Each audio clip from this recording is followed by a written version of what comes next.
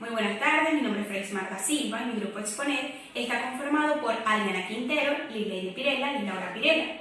Y hoy les vamos a hablar acerca del psicoanálisis según Sigmund Freud, que no constituye el psicoanálisis como una búsqueda científica imparcial, es decir, no como un patrón, sino como un acto terapéutico, es decir, como algo vivencial, es como un diálogo con el objetivo de poder modificar el comportamiento.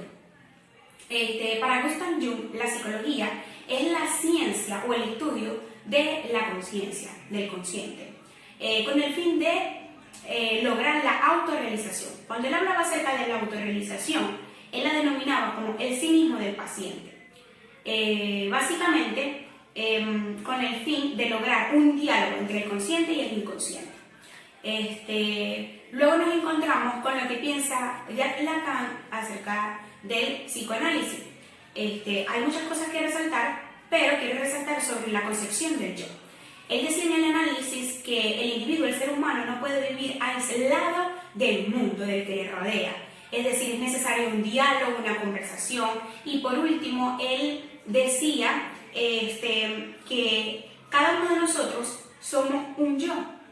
En los audios de la profesora María Izaguirre pude comprender y quiero resaltar algo que es muy importante. Ella decía que el psicoanálisis se tenía que transmitir, ¿verdad?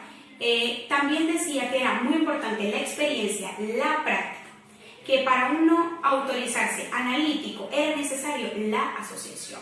Muchísimas gracias, lo dejo con mi compañera Adriana Quintero.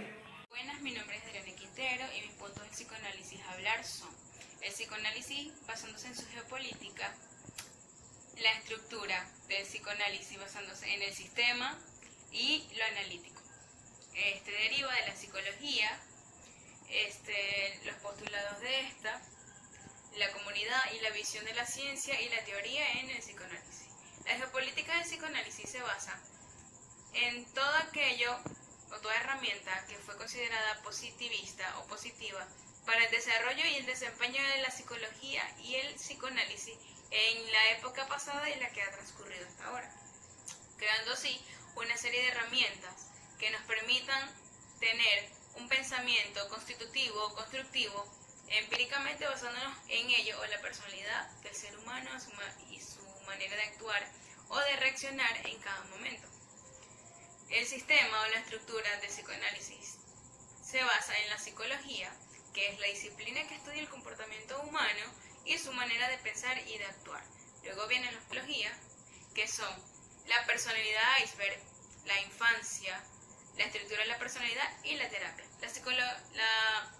La personalidad de iceberg se deriva o se define como la personalidad que deja ver lo consciente e oculta lo inconsciente en un trasfondo. Luego viene la estructura de la personalidad, que se basa en el yo, el ello y el superyo. Luego viene la infancia, que es la que nos permite tener un recuerdo concreto de lo que hemos vivido, por lo que hemos pasado y a lo que hemos logrado a través de todo lo que hemos transcurrido en ese cierto momento. Y por último, la terapia, que es la que nos permite desahogarnos de todo aquello reprimido que tenemos con respecto a lo que nuestra mente acuda, es decir, lo que piense en ese momento la persona, el individuo o nosotros, sin tener un límite o sin restricciones a la hora de expresarlos.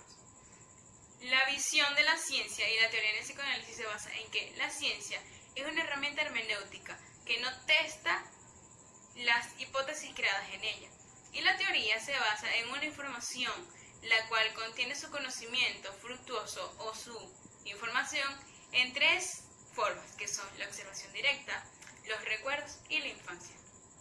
La sociedad se define como un conjunto de mecanismos basándonos en la personalidad, nuestra manera de ver las cosas, la cultura, las herramientas que utilizamos para defendernos con cada una de ellas, y en conjunto forman un comunismo o una comunidad que nos permite desarrollarnos y enfocarnos todos de manera similar. Gracias. Buenas tardes, mi nombre es Lady Pirela. Para continuar con nuestra exposición, vengo a hablarles acerca de lo que es el problema mente-cuerpo. Nos referimos a ese problema para poder definir o relacionar nuestro estado mental y nuestro estado corporal. Esto viene siendo un problema ontológico, y lo más curioso de este es su simplicidad, ya que puede formularse en dos palabras, Estas son ¿qué hay? Podemos simplemente entender como una respuesta verdadera estas dos palabras, ya que hay lo que hay. Para continuar, hablamos de los métodos de investigación, que esta evidencia la significación de las palabras actas y de las producciones imaginarias. Vienen siendo las ilusiones, las fantasías o los delirios. Continuamos con la naturaleza de datos, que este proviene del paciente tras analizar los elementos no conscientes, como lo son los sueños, los recuerdos, los traumas, los miedos, entre otros. Cuando hablamos del principio de conexión, nos referimos a la tendencia humana que simplemente busca obtener más placer y evitar el dolor. En la selección sabemos que se hace partícipe el yo, ya que éste regula sus deseos, renunciando al placer y aceptando a un presente o a un futuro obtener ese placer que busca. En la concepción del individuo nos referimos exactamente que el yo, el super yo y el ello en conjunto y en relación forman parte del individuo. Al terminar con este punto de exposición, le doy las gracias al profesor César y a la profesora María, porque dentro de lo que pude escuchar aprendí mucho. Sus conocimientos son muy enriquecedores para nuestra vida, así como sé que para ustedes también.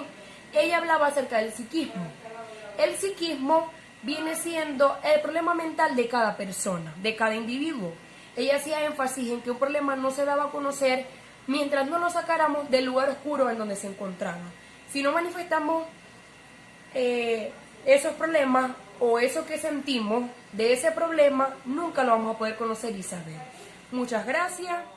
Espero que Laura Pirela, y a continuación les voy a hablar sobre la estructura de la personalidad. Esta consta de características que hacen diferente o único al ser humano.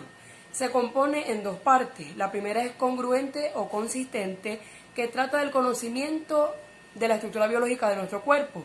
Viene siendo lo que son los huesos, los dientes y los tendones.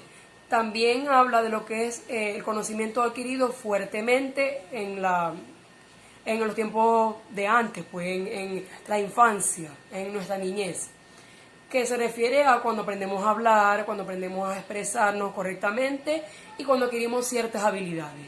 Ahora bien, el proceso es lo que hace un analista con su paciente y se habla algo de que es transferencial, como así, que cuando el paciente va a su pasado y trae recuerdos, sentimientos, emociones a su actualidad, a su hoy, y de alguna manera lo utiliza para superarlo y para sacar algo mejor de ello. También habla de lo que es el desarrollo, que es la sexualidad, la base de esto, y nos prepara para problemas futuros que podemos tener internamente a lo largo de nuestra vida. También habla de la psicopatología, que estudia el origen, el curso y las causas de los problemas no normales, no comunes, en nuestra mente y nuestra conducta humana.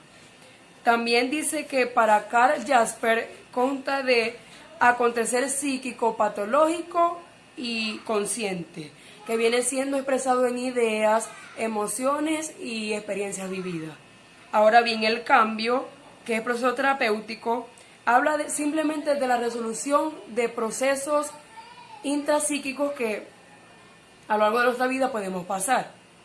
Ya culminado esto, le doy muchas gracias al profesor César y a la profesora Marisa Aguirre por sus grandes conocimientos, su experiencia, que de verdad nos han sido de mucha ayuda.